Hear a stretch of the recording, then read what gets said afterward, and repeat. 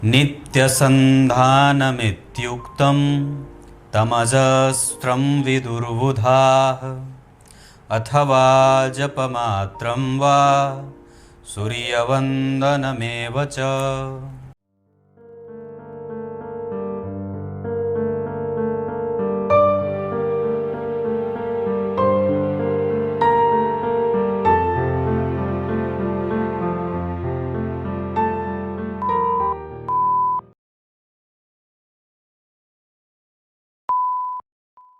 प्रिय दर्शकों नमस्कार, एक बार फिर से उपस्थित हूँ आप सबके सामने रविवार के कार्यक्रम में। आज आपके सामने आपकी कुंडली अगर आपके पास है तो उसे लेकर के बैठ जाइए। आपको प्रत्येक भाव से किस तरीके से हम धन का विचार करते हैं, ये एक बड़ा ही अनूठा और अनोखा सूत्र बताने वाला हूँ। शुरू करते हैं आज का कार्यक्रम। कहीं नहीं जाना है, जय श्री कृष्ण पहले लिखिए, शेयर का बटन दबा करके अपने इष्ट मित्रों को कार्यक्रम भेजिए और साथ ही साथ प्रत्येक दिन के कार्यक्रम को देखने के बाद अपना डेट ऑफ बर्थ, टाइम और प्लेस भी कमेंट में जरूर लिखें। ये तीनों काम प्रत्येक दिन किया करिए कार्यक्रम में। आइए विषय पे लेके आते हैं, पर उससे पहले जो कार्यक्रम के आरंभ में मैंने श्लोक पढ़ा है उसका अर्थ बता दूं। मेरा अपना अनुभव है कि YouTube पे अगर ज्योतिष के क्षेत्र में देखते हैं या फिर धर्म के क्षेत्र में देखते हैं तो सबसे ज़्यादा अगर कोई कंटेंट बनाया गया है तो सिर्फ धनवान और मालामाल होने को लेकर के बनाया गया है। आप मेरे भी कार्यक्रम देखेंगे तो भले कार्यक्रम के अंदर मैंने बहुत कुछ अलग अलग चीज़ें बताई हैं, ज्योतिष के सूत्र बताए हैं, कुछ ज्योतिष की अलग अलग व्याख्या की है विषयों में, पर उसका थंबनेल तो मैंने धन और सुंदर पत्नी ही लिखा है, क्योंकि मुझे पता है कि ये चीज़ें लोगों को ज़्यादा आकृष्ट करती हैं। और लोग तो ये बात कई बार मुझे कहते भी हैं कि आपके थंबनेल से आपके कार्यक्रम का कोई कई बार मैच ही नहीं होता है। बोलते कुछ और है, आप थंबनेल पे लिख कुछ और देते हैं और बताते कुछ और हैं। लेकिन हाँ, ये बात है कि उसमें से सीखने को बहुत सारी चीज़ें मिल जाती हैं।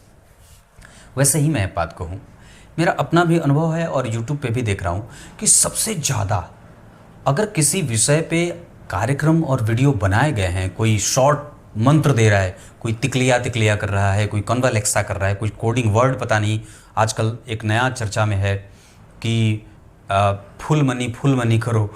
लोग मुझे कार्यक्रम में भेजते हैं ये व्हाट्सएप पे कि पंडित जी ये देखिए ये नया आया है धन कमाने के लिए। मैं किसी का मजाक नहीं उड़ा रहा, पर सुन करके ही हंसी आ जाती है कि जिस बात को हमारे वेदों में बताया नहीं गया है उसको कोई व्यक्ति क्या बता सकता है।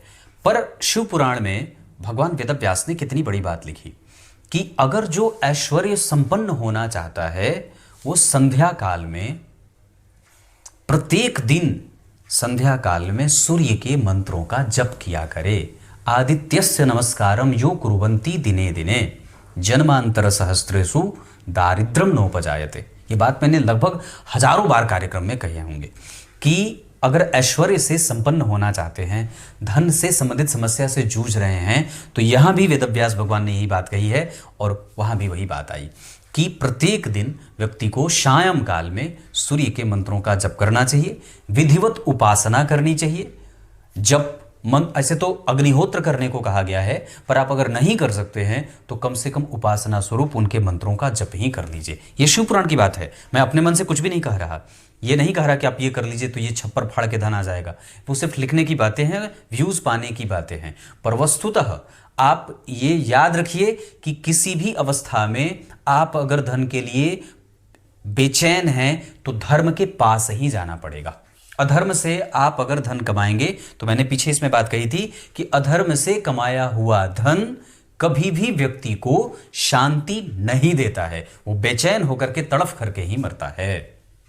क्लियर है? आइए अब विषय पे लेके आता हूं जो मूलतः धन पे ही है। मैं बड़ा इत्तेफाक है कि जो विषय होता है वैसा ही श्लोक भी मिल जाता है। तो आज जो श्लोक था वो भी धन को ही लेकर के था और आज का विषय भी धन को ही लेकर के केंद्र में है। याद रखिएगा, लग्नेश का चतुर्थ, पंचम, नवम, दशम, एकादशवां और धन भाव में बैठना ये धन योग बनाता है। दूसरे भाव के अधिपति अगर आपकी कुंडली के लग्न में, चतुर्थ में, पंचम में, नवम में, लाभ में और दशम में अगर बैठे हैं तो ये धन योग बनाता है। तृतीय भाव के अधिपति अगर लाभ भाव में, दशम भाव में, सप्तम भाव में बैठे हों तो ये धन योग बनाता है। चतुर्थ भाव के स्वामी अगर लग्न में, दशम में, नवम में और एकादशवें के साथ पंचम भाव में अगर बैठे हों तो ये धन योग बनाता है। पंचम भाव के अधिपति जन्म कुंडली के लग्न में, दशम में, नवम में, एकादशवें में अगर बैठे हों तो ये विशेष धन योग बनाते हैं। चतुर्थ में मैंने नहीं बोला है। पंचम भाव के अधिपति के बारे में चर्चा कर दी। छठवें भाव के स्वामी अगर जन्म कुंडली के लग्न में, छठवें भाव के स्वामी अगर जन्म कुंडली के नवम भाव में और अगर छठवें भाव के अधिपति जन्म कुंडली के चतुर्थ भाव में बैठे हों तो ये भी विशेष धन योग, नौकरी से और प्रतिष्ठा ऐसे व्यक्ति को धन योग बनाता है। सप्तम भाव के स्वामी अगर जन्म कुंडली में अष्टम भाव में, सप्तम भाव के स्वामी अगर दशम भाव में, सप्तम भाव के स्वामी अगर 12वें भाव में, सप्तम भाव के स्वामी अगर जन्म कुंडली के चतुर्थ भाव में बैठे हों तो ये भी विशेष प्रकार का धन योग बनाते हैं। अष्टम भाव के स्वामी अष्टम में, अष्टम भाव के अधिपति लग्न में, अष्टम भाव के अधिपति तृतीय में ये बैठ जाते हैं तो ये दारिद्र के साथ धन योग लेते हैं। मतलब एक समय पे धन आएगा, दूसरे समय पे धन खर्च हो जाएगा। अष्टम भाव के अधिपति अगर दशम में या चतुर्थ में बैठे होते हैं तो ये प्राप्त किए हुए धन को नष्ट करने का कारण बन जाता है।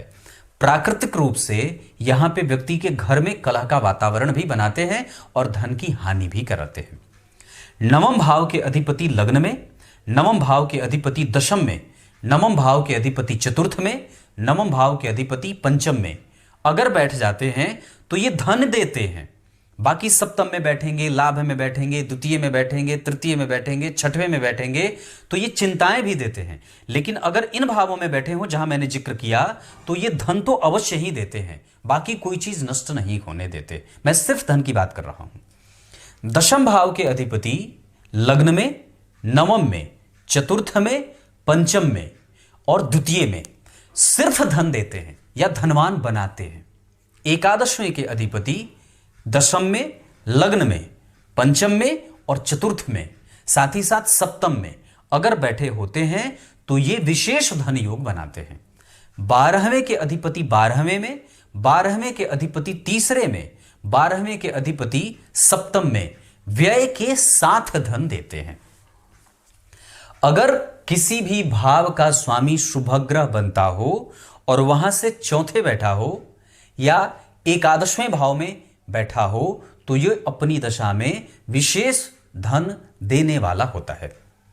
इसके अतिरिक्त अगर आपकी कुंडली में चंद्रदेव बलवान होकर के बैठे हैं, पक्ष के बल से बली हैं, शुभ ग्रहों से दृष्ट या युत हैं तो ये निर्बाध गति से रेगुलर धन देने का काम करते हैं।